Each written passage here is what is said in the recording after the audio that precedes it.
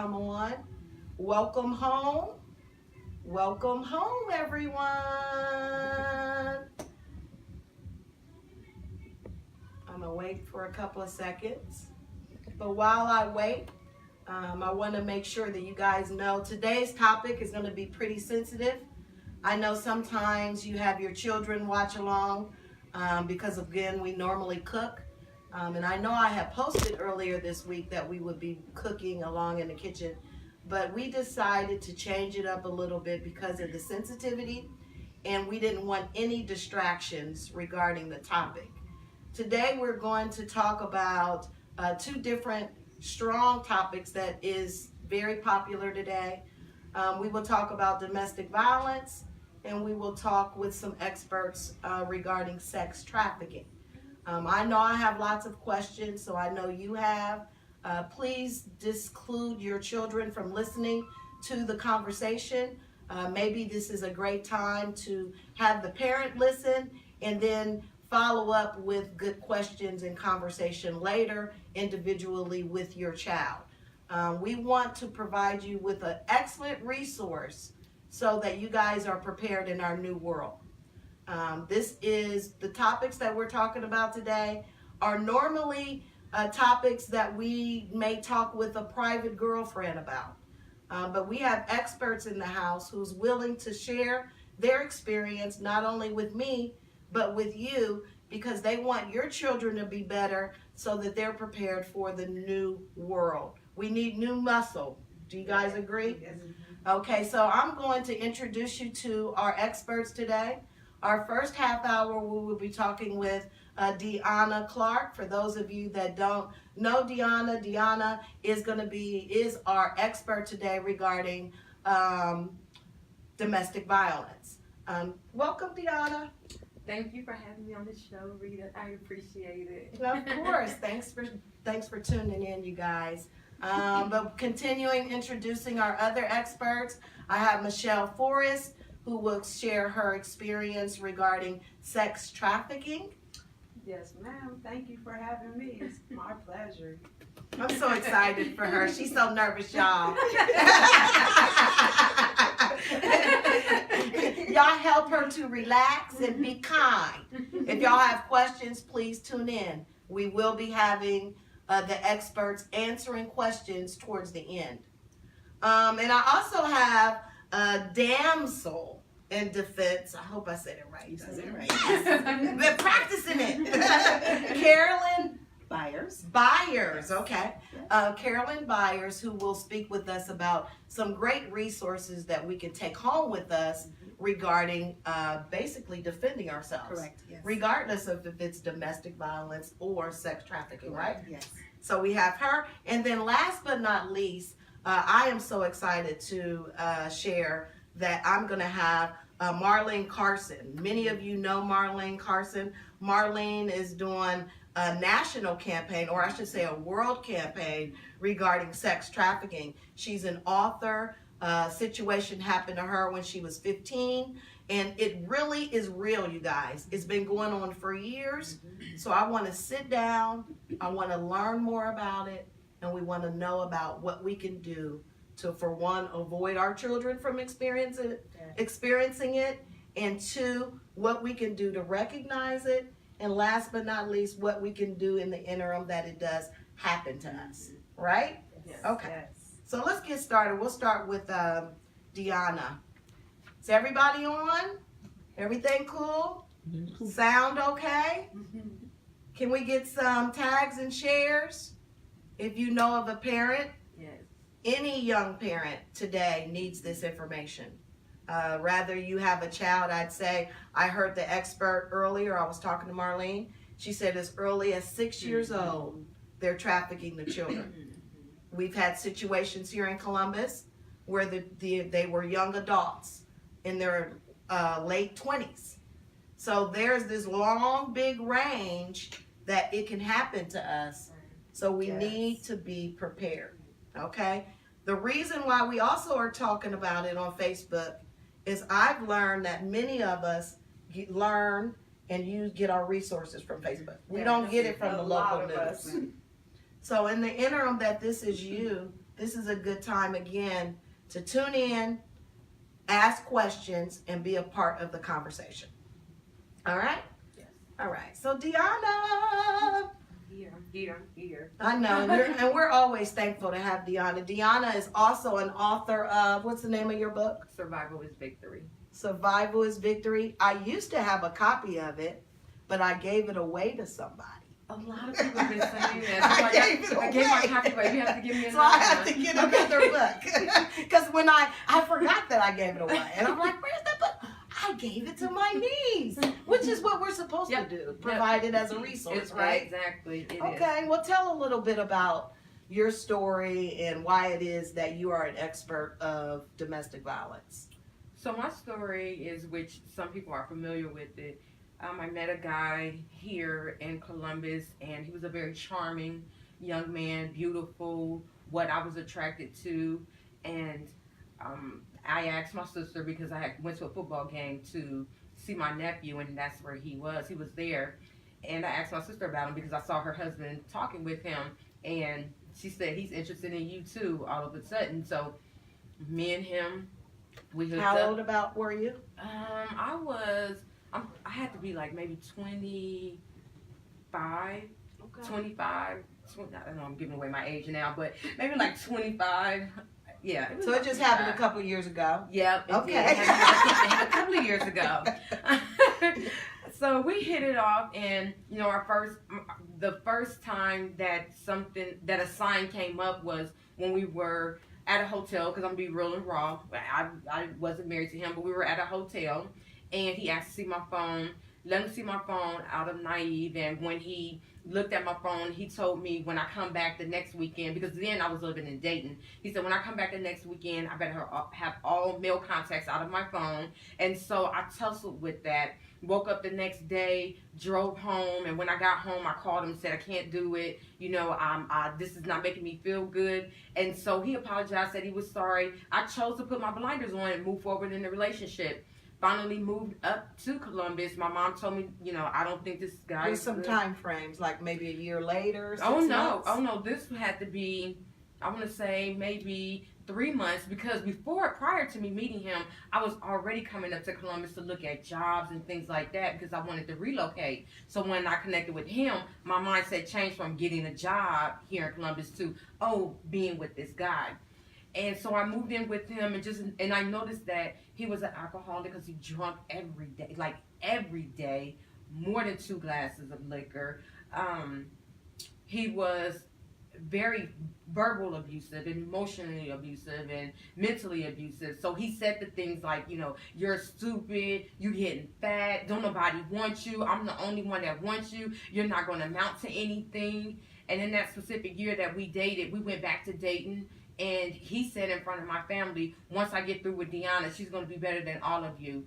And I realized what he said. I also realized that he didn't look at me as a human being at that time. He looked at me as an object. And so we got back to Dayton, and back to Columbus that night. And again, things were just stirring up in me from just the morals and values that my mother had instilled in us, and how this was making me feel uneasy. So one particular night, told him I was going out with his sister, went out with her. I told him where I was going. He looked at me, make sure I was appropriately dressed, because if my stuff was too tight, it was, you need to change. Men are going to be looking at your behind, blah, blah, blah. So went out, came back in, came into my home, and it was completely dark in the living room, and he was sitting there with a bottle of liquor, started to argue. I said, I'm not going to do it tonight.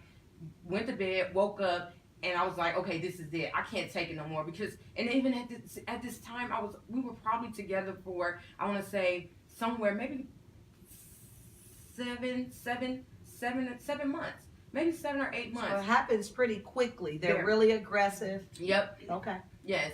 And so told him we had to separate. Did the separating thing, but where I messed up at was I allowed him to help me move, so he knew where I stayed at.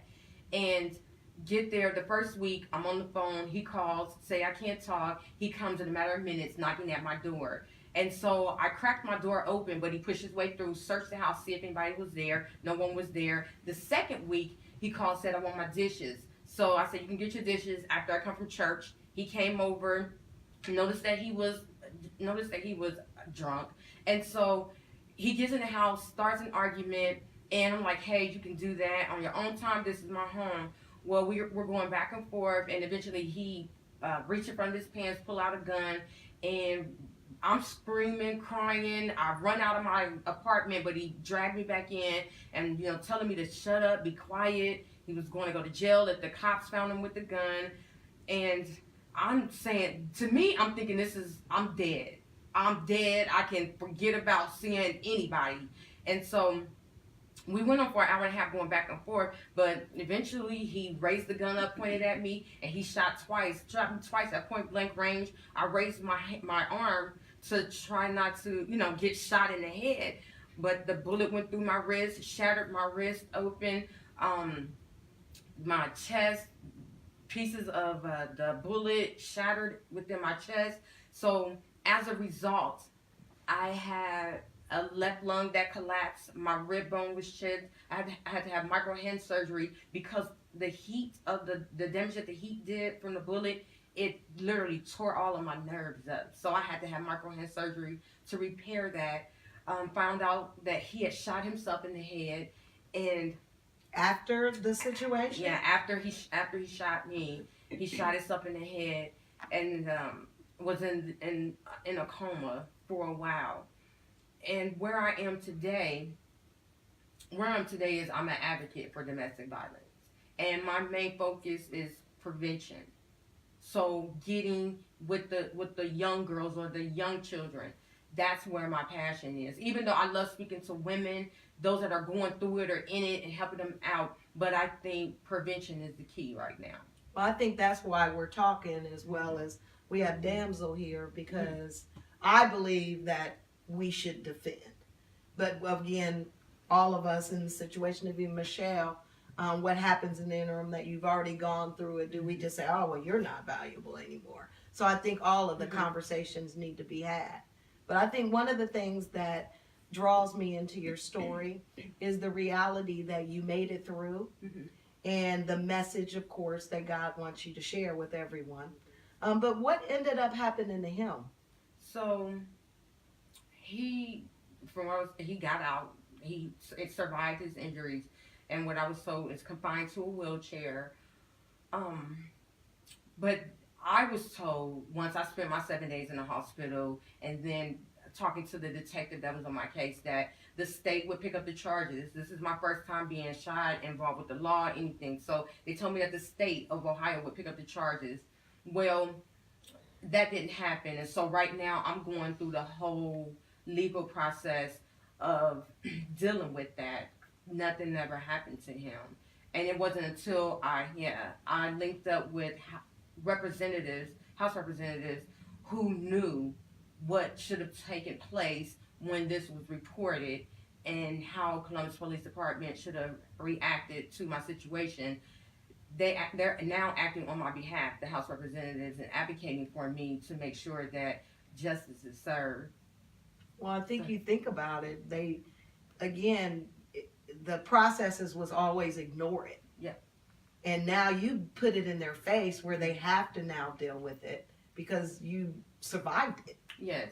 And it's not a hard task. So I don't want anybody to think that, I got shot twice and now I'm with these representatives and I can talk about this, that, and the other. No, it is hard. I'm going to be real. It's hard. I know that I'm Deanna, and a lot of people look at me and, she speaks. Yes, I speak, and that's a part of my healing. But it's hard to know that one day I'm going to face the man that tried to take my life. You still have never saw him again so that was the 2 shots and that's over. No, after he shot me, I went back and I forgave him. Now, but this is the part where, if I can be real and transparent. No, I want you to be real. This is the part that they try to play on me, but you went back. But you don't know that when you've experienced trauma, you're in a trap. You're in a trap.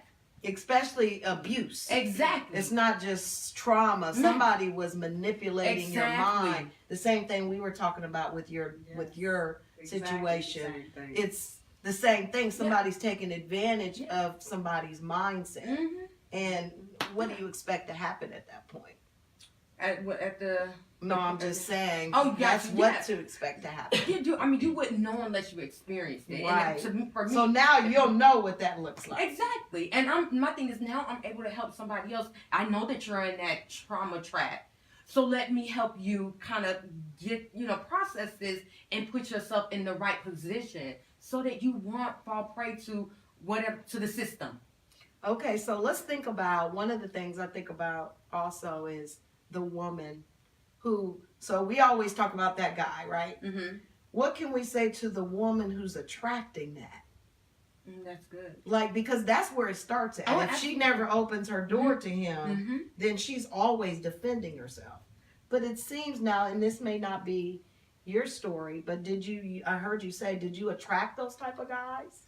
I didn't. That was my first time. Mm-hmm. That was the first time I, fell for somebody that was extremely aggressive. But I have to say, and I'm being honest with you, I had low self-esteem.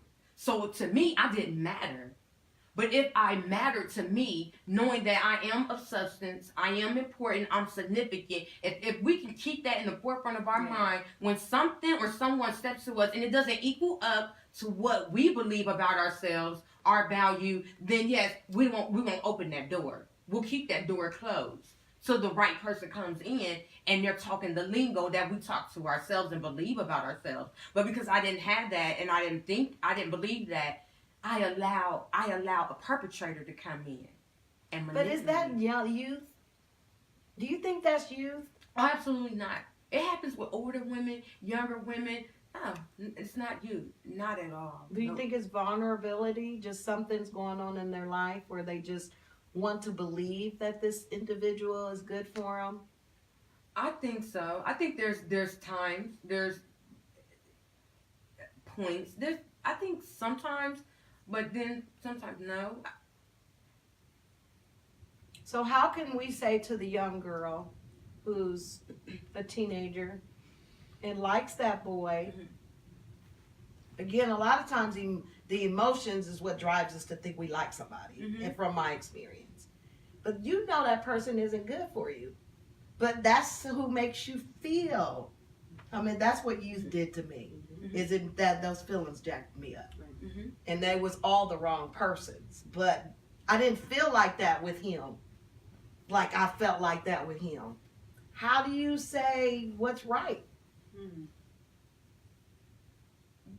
It starts, and from what I've seen, it starts in the beginning. I always tell parents, if you're out there listening, I always say, your home is an incubator to your child.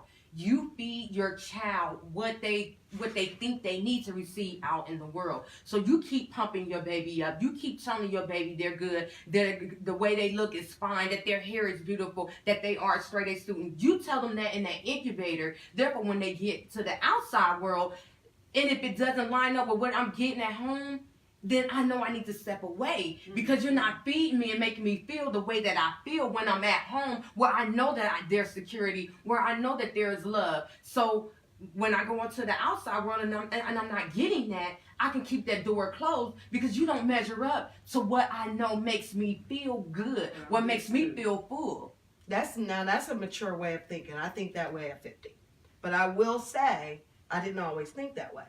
And then when I think about even my daughter, she's 24. When I was raising her, she was at the cusp of technology coming. And me as a parent, I didn't understand all of the stuff that was happening as far as them creating different personalities online. So what I had learned, a lot of things about my daughter, I didn't know that was created because, again, it's a different world. It is. How can these parents know even who their children are? You're right. Excuse me. That's why to me, as a parent, you have to. Sometimes you got to come out of the parent mode, but still somehow keep them guidelines where your child won't cross the barrier of you're my parent and I respect you, but still be like their friend, if this makes sense, so that they can open up. Now, I know that there's points in a child's life, like we all know, that our parents become the enemy, and we're going to shut down and we're not going to say anything to them. But how you can intercept that is you get a trusted friend that you don't mind them having conversations with your child. That's And good. then open up That's to them good. so that it'll come on full circle. That's back to good. You, so you'll know how to conversate or entertain your child. Because we're not going. I didn't tell my mom what I was going through when I was going through it. You really think I'm gonna do that? I can't, because I know she didn't raise me like this. Mm-hmm. So for me to go back and tell her I'm breaking all the rules, oh no, I can't do that. But it would have been nice to have somebody else in play where I could have been able to talk to and say, this is what I'm going through. This is what I'm experiencing. Because then this is how I see it, and this is my last point. You can't, as a parent, people want to understand, what do I do for my child when they're going through a domestic violence relationship? What do I do? You love them through it. You listen and you love them. Because if you say things like, you shouldn't be with them, you need to do this, guess what you're doing? You're abusing them too. So why should I even come to you when I'm getting the same thing that I've been getting with this man? I'm just gonna say that, but it can happen to women, vice versa. But why would I go back? Why would I come to you and you giving me the same treatment as them? But if I come to you and you love me and you're not bringing up the situation, then I feel I get full. And then when I go back to this man and he's treating me a certain way and it doesn't equal up to the fullness that I get from you, eventually I'm going to push away from what doesn't feel good to me, and I'm going to go to what fills me up and makes me feel good. I like that. Yes. I like that. And that's real. That's really real. Because you think about how we just don't even understand as parents what the child is going through, but we just know in our life the rules of what is moral, what isn't moral. And when you fall outside of those lines, that's when we think we got to be parents. But even from my own experience, I felt at that because I didn't realize that we were in a place now where you could say no, but then you had to sit next to them and watch them.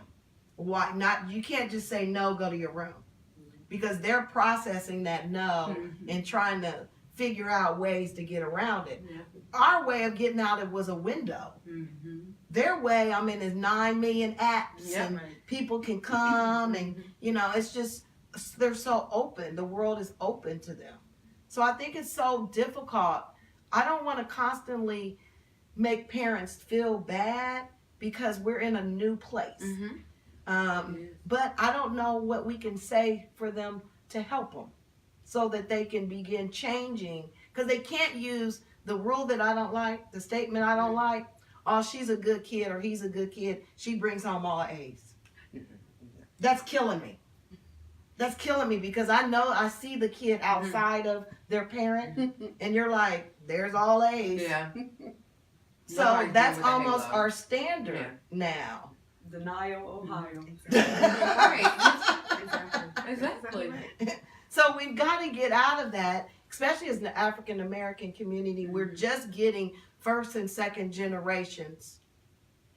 Okay. We just getting second and third generations of college education. And, is it really time for us to just be like, well, it's okay, we don't have to.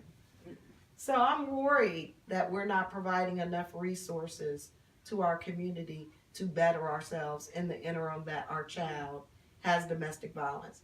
But the thing that you said that I'm walking away with is you can't discipline them through it.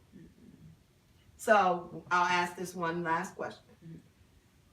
If you see a boy coming or a girl that has that spirit on them, and we as adults, sometimes we can pick it up before them. What do we do to your man? What is your suggestion? You talk to your child to kind of figure out where their head space is and perception about this person that they're inviting into their space. And once you get an understanding to where your child is on how they are going to be relating to this specific person, then I would say go find that trusted friend, because you already know they don't want to hear anything opposite of what they think they know. So you want to find that trusted friend and put that trusted friend in place and in position when you know that it's getting ready to go there. You also want to you can make the counselor at school aware of it. Like, hey, my daughter is starting to date this type of person. If you don't mind, kind of bring her into your office every now and then to kind of check and see how she's doing, because I still believe in it takes a village to raise a child. Absolutely. Like, it does. It does. So putting different people in place to keep your child guarded, but like at a distance, and where it doesn't look like mommy set me up, even though mommy did set me up, but it doesn't look like you're trying to control them or overbear them. Put the right people in position for your child so that they can springboard, off of these people, and you have this network that's there to support your child. And it may take a long time for them to bounce out of it, or it may take them a quicker time to come out of it. And I think if you put the people in place at the beginning, then you get a quicker response to them removing themselves from the situation. Because I got too much positive going on, and this little bitty negative, it'll outweigh it. I love it. I love it. Well, we don't want to continue to spend any more time talking about domestic violence, because we do have to get to the sex trafficking piece. But in between, I told you that we will sit and speak with Carolyn, who will give us some advice on ways and products and things that are available and resources that can help protect our children in the interim that they are in a domestic violence situation. Right, yeah, and thank you so much for having me. I do apologize. What I need to show you is on the other side of you in that bag. If you can get Okay. We moved Carolyn. I turned around, so Carolyn started rolling. I thought, I'm in trouble. But first of all, I want to say what you were saying is absolutely right. Having other people in your kids' lives that they can go to and talk to should they have a question or they have a situation. I just experienced this with my daughter who's 18, and she's not going to listen to me because I'm mom. I don't know anything, but she will listen to somebody else. So having those people in place, I think, is very good. It is a lot about self-esteem in that situation. When you don't feel good about yourself, then anyone can come around and say something. You're like, oh, for real? That's they love me, kind of a thing.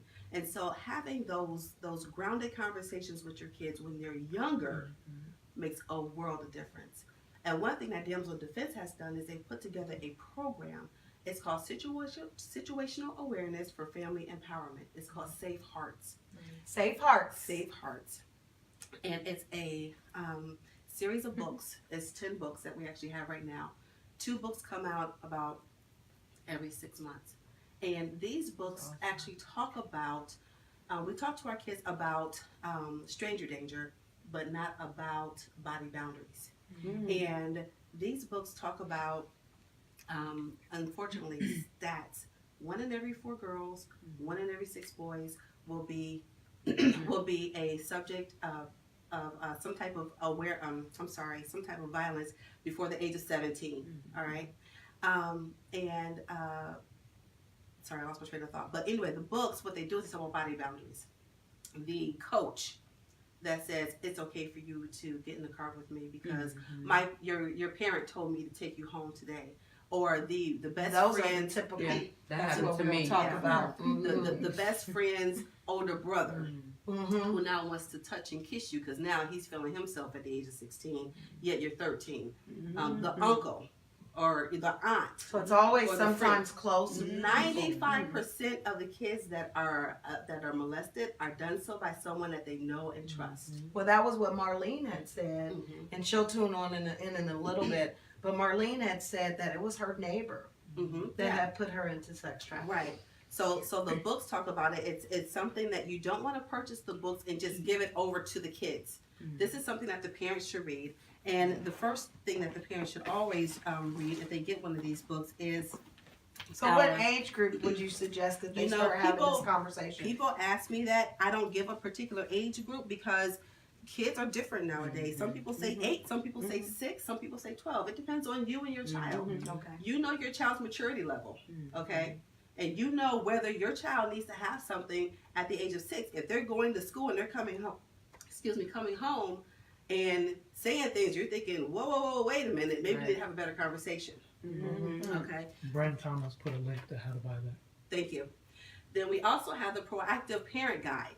this is very good for the parents to purchase because it talks about the different situations that we don't know about as parents because times have changed. And it's a new muscle, and we don't have that muscle. We don't have it. New Right. So manipulation. it talks about making sure that your kid knows that if you have something in the pit of your stomach and it doesn't feel good, tell somebody about it. Yeah, we never knew about a pit in the stomach. Right. Mm-hmm. So this is very good. There are a gamut of resources in the back of here. These are national resources that you can go to, and they can link you to your city if you need something within the city to go to as far as sex trafficking or violence or things like that. But these are excellent resources. There's also a game that the parent can sit down and play with the kid. It's kind of like Chutes and Ladders. Wow. And what happens is you have cards where the parents may get a card, and then you put the parent in a situation to say, well, what would you do in this situation? Or the child may get a card to say, well, what would you do? And depending on the response, you got to go back 2 steps and 3 things that, or that kind of thing. So it opens up the dialogue. It opens up that dialogue to have those candid conversations with the kids to ensure that they know if they encounter something, that's a red flag. I shouldn't be doing that. And at least they can't say they don't know. Right, exactly. Because at that point, and then at that point, maybe you'd even do role play. Mm-hmm. Because Yes. now the conversation's there. A lot of the cards that are within the game, that it is role play. I love it. Mhm. I love that. Did y'all hear that? Great. So again, when we know better, we can do better. Yes. There are, if you have young children, I highly recommend you looking into the link that thank you, Bren, for posting, sharing the information that Carolyn just explained. Again, we just don't have the resources, or the lifestyles have changed, which means even as grandparents, because most of us are older, may need some new muscle. This is a great resource for you to share when their grandchildren come over. Maybe they don't get this time with their parents. But again, it takes a village, as she had said. And me as an aunt, I'm going to make sure that I have that information for my nieces and nephews. So I'm excited about that. Okay, well, we about to get deeper. I'm a little nervous. We have Yes, I am. I get so nervous with people's stories because I know we releasing out a lot of information about people's life. And that makes me still nervous because I've got to make sure that it's protected. But I'm thankful that you're coming here to share your story with us. Thank you for having me. Oh my goodness, I'm so starstruck with you. I keep telling you, like I love your whole life. No, but I wanted to make sure that they heard your story first. I know we had talked last night, and you shared with me what your story was. But can you give them a recap of why it is that you are here with us today? Oh, it's definitely necessary. I believe so. To start off, well, at a young age, a very young age, I was exposed to human trafficking by a loved one. We had About what time was that age about? Around 8 or 9. Okay. Very young. It was a very close. It wasn't a family member, but like I said, it was a loved one that I trusted. That I thought the things that he was putting me through were right because he was an adult. As a child, we're very impressionable, so we're easily manipulated. And I like using that word manipulated because that's exactly what it is. It's manipulation by an adult. Yeah, your mind isn't developed yet to know what they're doing. So yes, Exactly. it's a manipulation. Exactly. So let's make sure that they understand the story. You were about 9 years old. Your stepfather was the individual that violated you. Yes. Tell them what is it that they did, what he did, the type of things that he did to violate you. Well, it's really graphic, so like you were saying, if there's any children in the room, you may want them to leave at this point. He actually penetrated me at 9 years old. My mother worked third shift, and he would come into my room and take me out of my bed and put me into his bed and have his way with me. And you had siblings? Yes, ma'am. Where would they Yes, be ma'am. at the time? They would be in their beds, hopefully sleep. I can't say. You had your own room? I actually shared a room with two of my sisters, and it got to the point where I felt I had to protect them.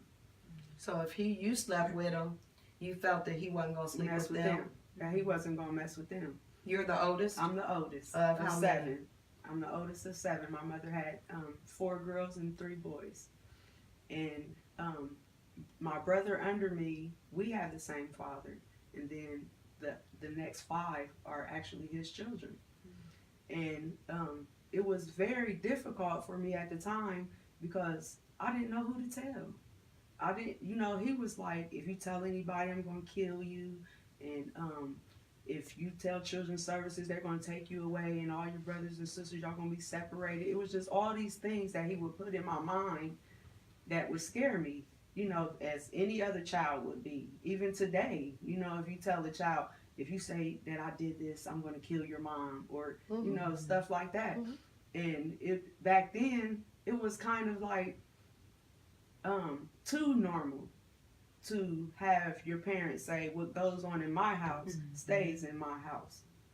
And that was big. That was a lot That how was, most of us that was was raised. how a lot of the parents were back then. So if you tell your child what goes on in your house stays in your house, what are we to do as children? So you couldn't go to school. You couldn't tell your Couldn't friends. tell my friends, couldn't tell my aunts and uncles, couldn't tell nobody, because my mother had the fear of God in me. Above all, I feared her the most. So I think we want to make sure that we understand, because one of the big topics right now is sex trafficking. Mm-hmm. And for one, we need to define that after we finish your story, Mm-hmm. because we talked a little bit about that too. Mm-hmm. So tell them a little bit about what happened at 13 with your stepfather. Well, my stepfather, like I said, I never told nobody what was going on with me. I totally and 100% kept it to myself for many years, at least 4 or 5 years. So at 13, by the grace of God, he was arrested. He had some women that he was trafficking. That's where the human trafficking part came in. And he had some women that he was trafficking and holding hostage. And one of the females got away and got to the police, and they went back and found 2 other women. So that got him out of my life, but that didn't remove all of the damage he had done. Right. And not to discount that, but I wanted to make sure we remembered, what was the term that you used that they used to convict him? Back then, it wasn't sex trafficking or human trafficking. It was called white slavery. What? And a lot of people don't know that. So we're and even my brother, when he came in earlier today, and I said, well, what are your thoughts about sex trafficking? He was like, oh, it's nothing new. They just keep changing. It seems like the terminology. It's been going on for a long time. It's been going on for a long time. And I think I was mentioning this to you on the phone last night, that when we see stuff, we don't want to see it. Mm-hmm. When things are going wrong, I'm speaking. I can't really speak about my mom and how she was feeling at the time, but I kind of put a little bit together, going to counseling and stuff like that about this. When you see stuff, you kind of put it to the back of your mind and you don't want to see it. That's the problem, because it's not about you. It's about that person that's being victimized, because people choose the men, that the relationships they get into and things like that, but we don't choose to be victimized. Okay, but when it's your child, you need to pay attention to some stuff. Well, I think again, because again, I can just think about my own situation and raising my own daughter, and you're thinking you're paying attention. You're thinking you're noticing so many things, and then when something may go awry or indifferent, you recognize like, oh, I guess I wasn't as so calculated. But I'll tell you this as a parent, the difference in my parenting style and say my grandmother's parenting style, my grandmother was no nonsense, I don't give up. Yeah. I don't care what none of y'all think. She ain't going nowhere. Whereas I just thought like, no, she can go. I'll watch. But I'll when just you think about that, my mom was that way, but it was going on in the house. happen. But it was going on in the house. So that's something to think about also. Not being educated, just not being educated. Because what if your mom? What if it had been brought to known? Yeah, if she would have known or she was aware, then she would have saw some. Maybe she could have saw something like. And then I'm not, like I said, I don't want to put my mom under the bus or anything Definitely like that, not. because it is about helping people now to be educated. It's so rapid and random going on that people don't want to pay attention to it. Well, they don't Nobody wants understand to be it. accountable for changing, making that change. Nobody wants to step up and say, okay, this is what I'm going to do to be a part of the change. Well, they don't understand it enough, and I'm owning that because I was that You person. was that way. And again, when I stopped and asked her, because I'm like, what is that? And she was like, girl, it's happening. Yeah, just down on Morse Road. They just go and snatch you. And I'm like, huh? Because I'm in my brain, I just can't ration standing next to somebody and somebody coming and picking somebody. I just can't get it. But you know what, too? What you're saying, sometimes people don't see it because if they see it, if I see it, that means I have to deal with my own trauma. And I don't want to go into my mind thinking about my own trauma. So I'm going to block out what I see so that I won't have to deal with me. Cause me and my sisters, we talk, and especially my sister, his first daughter, we talk, and she says, like, do you think maybe she was, molested or something as a child? Something went on in her life where she doesn't want to look at her stuff like you was just saying. So that makes perfectly good sense. That does. That does. Well, hurt people hurt people. Yeah. So we know that is real. But I want to make sure that they know what is it, because again, sex trafficking is huge right now. I don't even know if I knew if my the closest person, how would I know if they were experiencing something like that? It's so new to our world, but it's not. Yes. But it was almost like a secret society, that if you wasn't in the society, You just didn't know. but how do you educate us now? This is what I've been thinking about since last night, since we talked. Like I said, I had so much anxiety about this, but it's important to me and it's my passion because I live this. And the signs, some of the signs that you can look for, isolation. If you have that child that's usually very talkative and they just start clamming up, staying in their room, don't want to be around people, isolation is a big, big thing. So maybe recognizing a shift in their personality. Exactly. Okay. Exactly. Or maybe the one that is withdrawn, maybe they just become reckless, or because introverts may act out in a different way than an extrovert. Any change in their normal behavior, any change, that's a sign that something is not right, that something is going on. Either they, like you said, they withdraw or they act out. I did both. I withdrew and I acted out because I felt like he violated me to the point where no man's ever going to want me. I'm never going to have a husband or anything like that. So I had to get in a place to where I had to find something to take me out of that, and it was God.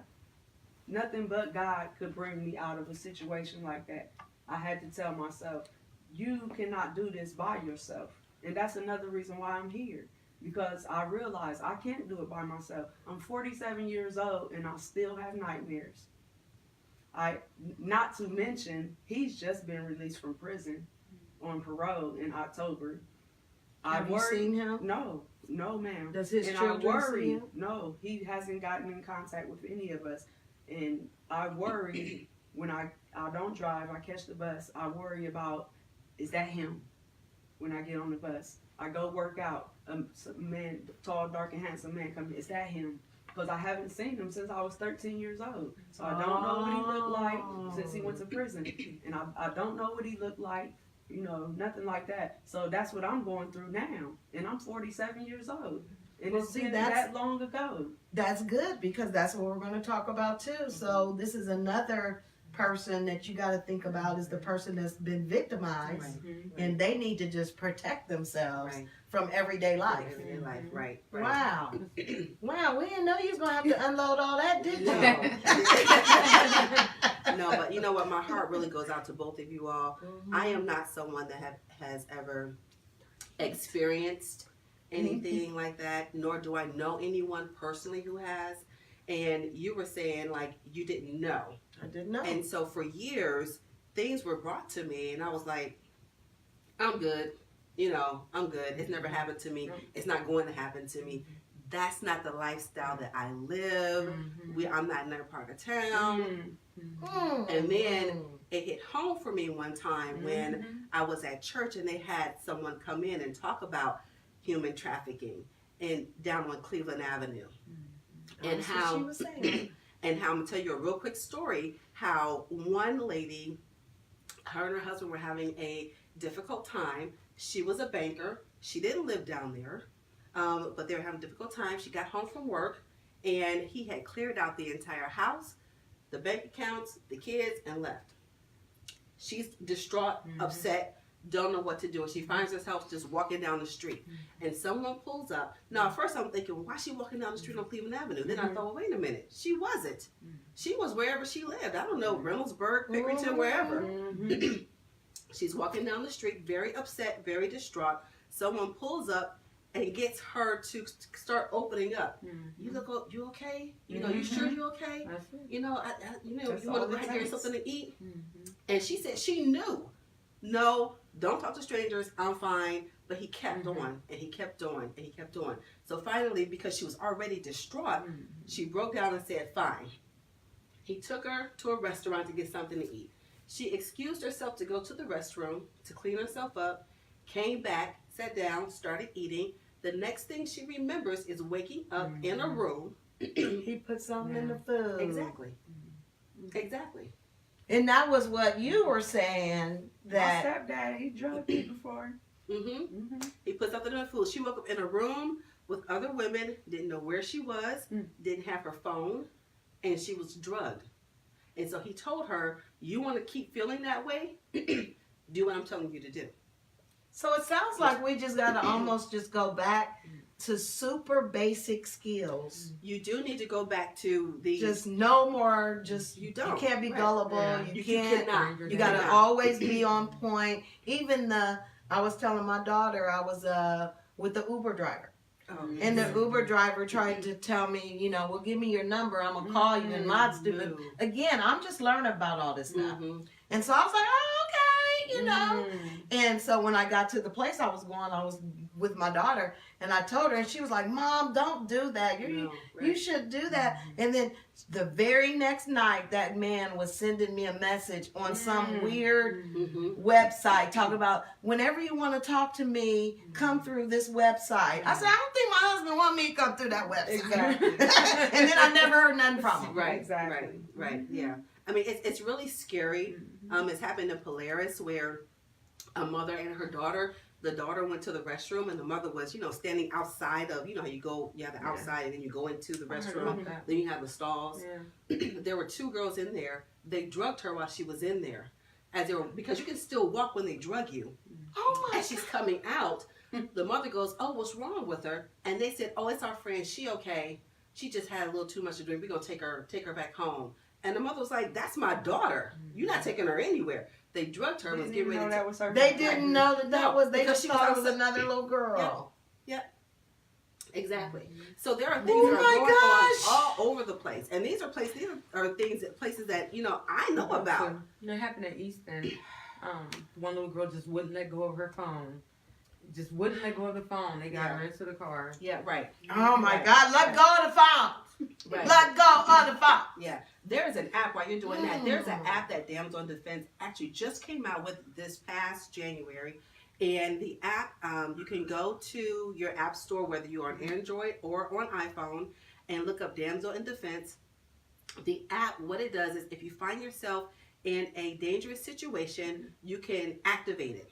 And when you activate it, it automatically notifies 5 people that you put in your contacts, and it gives them your geographical location, and it tracks you until you turn it off. And the only way to turn it off is to have the code. So that's another thing, and that's free for anyone to use. So, girl, you know I need you. We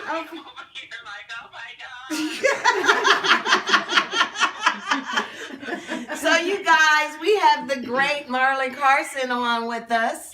She wasn't able to be with us visually, but she is joining us in conversation because we need her expertise. As you guys may not know, Marlene Carson is one of our fabulous national, or as we talked about earlier, world. And she uses all of these great terms to describe herself, and I'll let her do that. She does it a lot better than I do. But she is just an expert that has experienced sex trafficking herself since the age of 15. But she also is an author of 3 books, has gone to the White House to talk about this, is a true advocate of trying to get us to understand what it is and how it is that we can be better at understanding and recognizing it. Thank you for coming on, Marlene. Oh, thank you so much for having me. I'm over here sitting on the edge of my seat. Now, Deshaun, did you already play the... Not yet. Okay, so we're about to play the video so that they can see the video. He's good. He is. He's pretty good. I might keep him.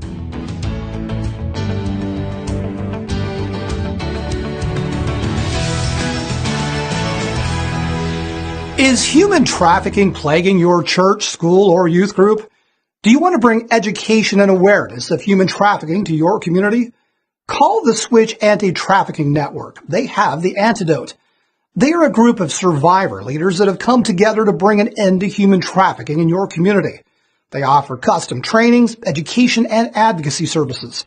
The Switch Anti-Trafficking Network is America's answer to the human trafficking epidemic. If human trafficking is plaguing your community, call for the antidote.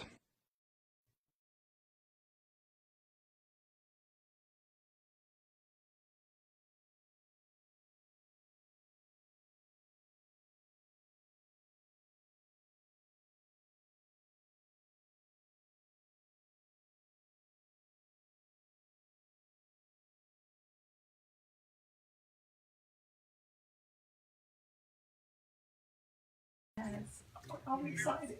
So did you guys see that? Did you have any questions? As I said before, Dr. Marlene, that's what she gonna be. Dr. Marlene, she is an advocate for sex trafficking, and we have her on the line. You ready to share, Marlene? Oh my gosh, yes. Well, the floor is yours, honey. First, I want to say kudos to the ladies that are on the panel, and to you, Rita. Thank Deanna, it's good to see you there. And to my survivor sister that is there, I feel your pain. I understand where you are, and I would definitely like to connect with you. Rita, you can get my number from Rita. And I will. We talked about it earlier, and I said I need to make sure that you connect with her. She's on fire. Yeah, absolutely. And she needs help writing her book, getting it finished. You know, she's writing her book. All right, She's writing a book. She's writing a book. We just need to help her get it finished. Let's get it done. All right, baby. Let's get it done. So, as Rita said, my name is Dr. Marlene Carson. I am a survivor of domestic minor sex trafficking, and what that means is, at 15 years old, I was taken into commercial sexual exploitation. And so, they said so much on the show that I just want to kind of bring everything in and pull some clarity into what's already been said. I want to tell you some of the signs that parents can know and understand and identify when it comes to human trafficking. I'm going to give you 3 categories of signs. I'm going to tell you the physical signs first. Pimps, traffickers, whatever you want to call them, they are now tattooing their logo on girls. And so that's branding. They can have scars, burns, or tattoos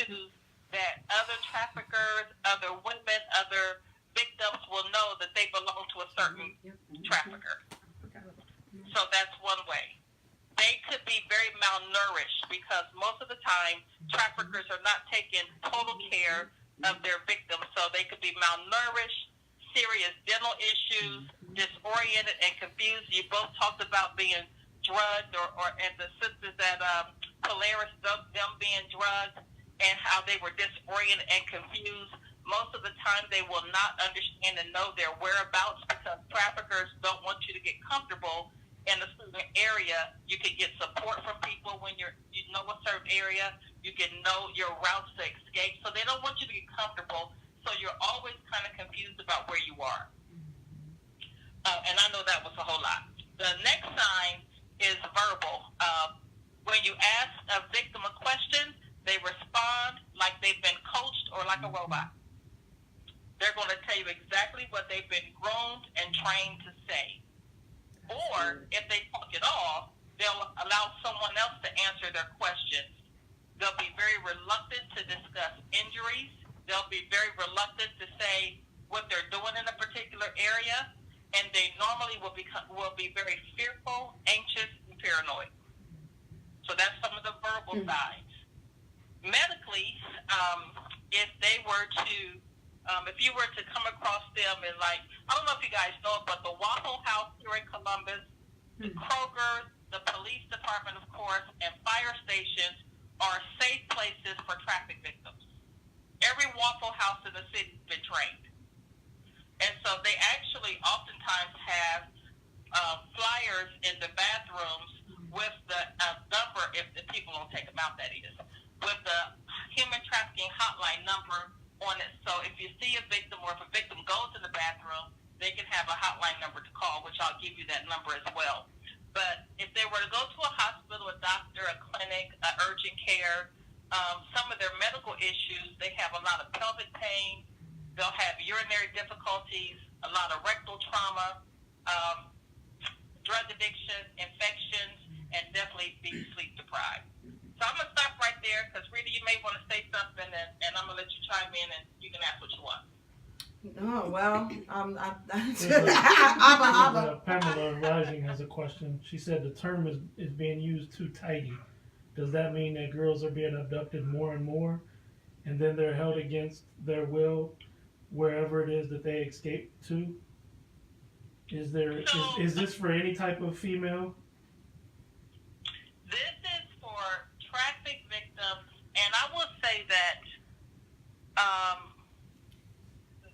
they're being coerced. Right. So the statistics nationally, and primarily in Central Ohio, the statistics are 51% of all traffic victims have been groomed and coerced by a romantic partner, someone that seems to be an older boyfriend. It's only 8% of those that have been actually kidnapped or tidy, if you will. So are you saying that we got to be more cautious of the people that are just generally around the children because they're the ones that are creating the story? Is that what you're saying? Let me tell you something. I've been doing this for a long time. Yes, ma'am. We've had victims being taken at church. Mm-hmm. You probably know the story I'm talking about. Mm-hmm. So they have been taken. You got to watch everything now when it comes to your children, period. You just have to watch everything and everybody, period. You just do. Wow. So what is it that the parents can do? You can't be with your children.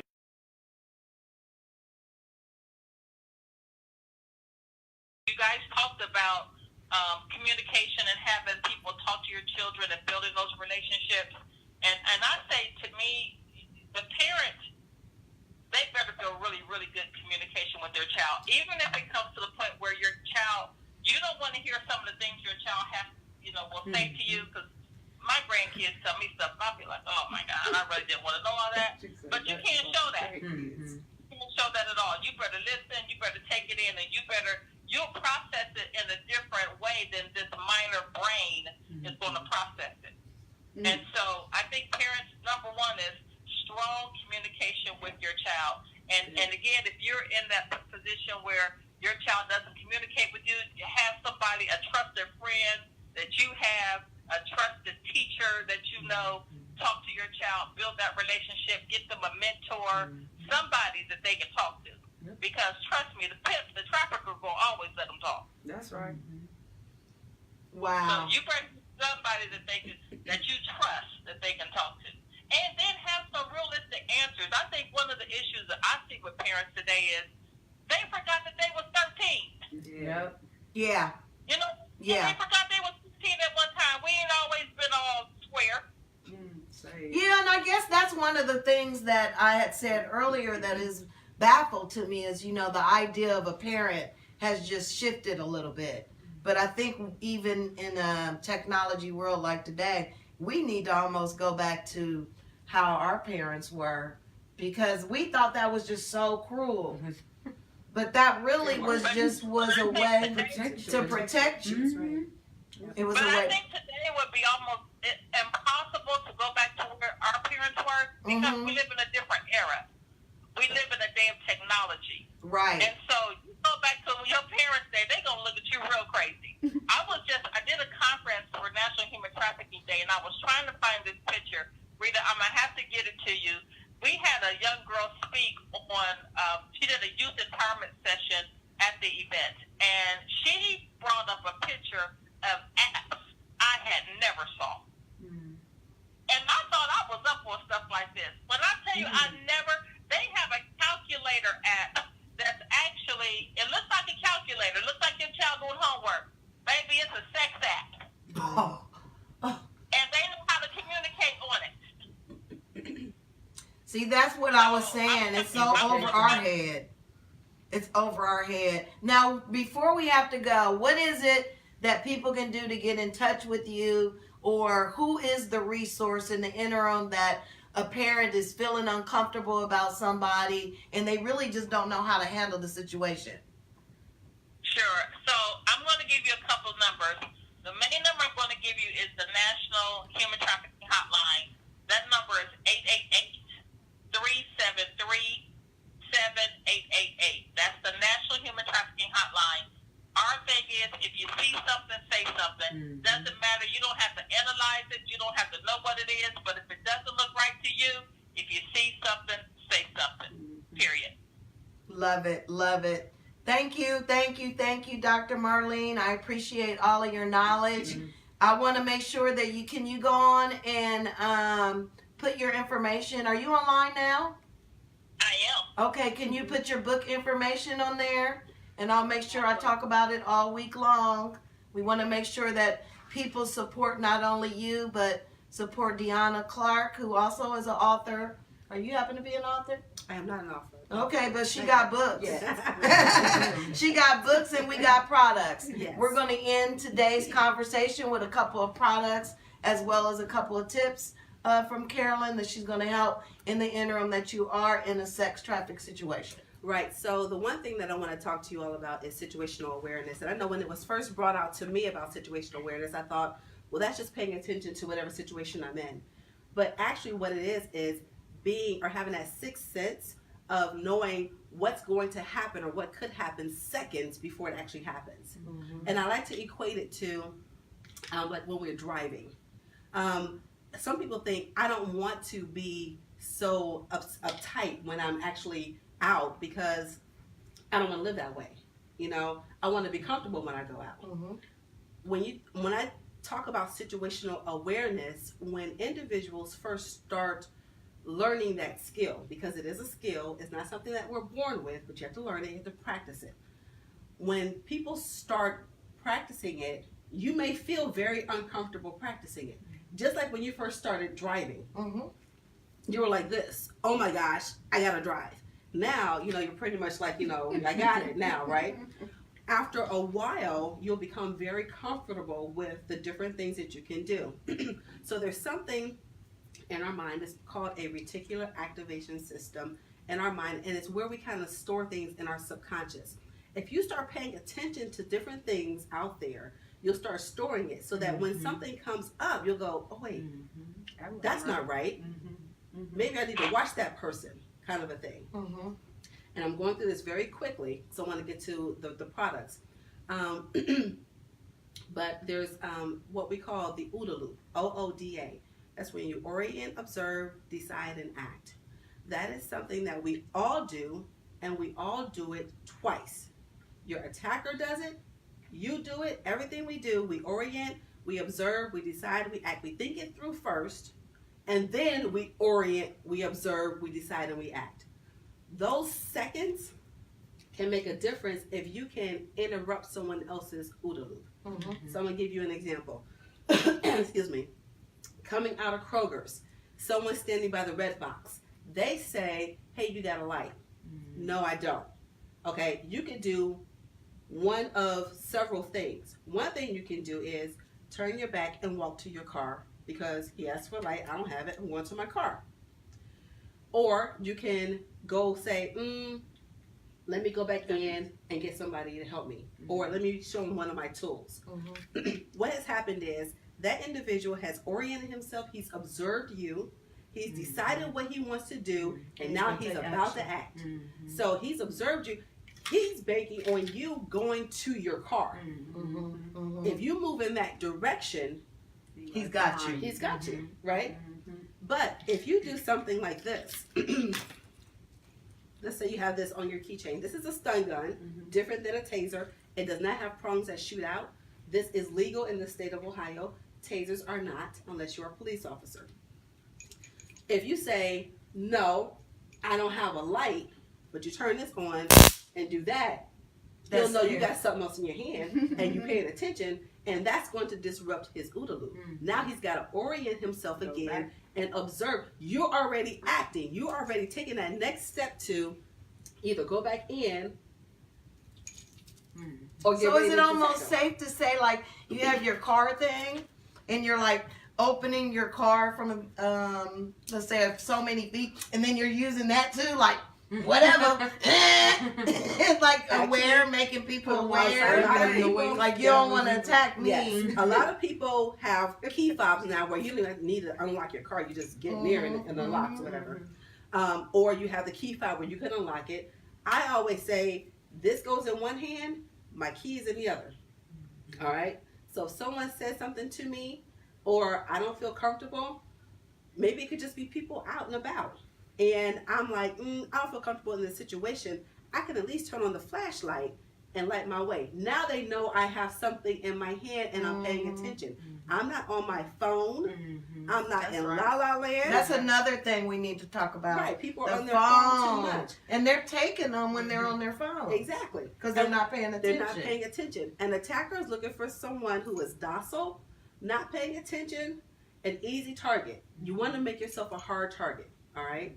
So I always tell people to have this, which is a stun gun.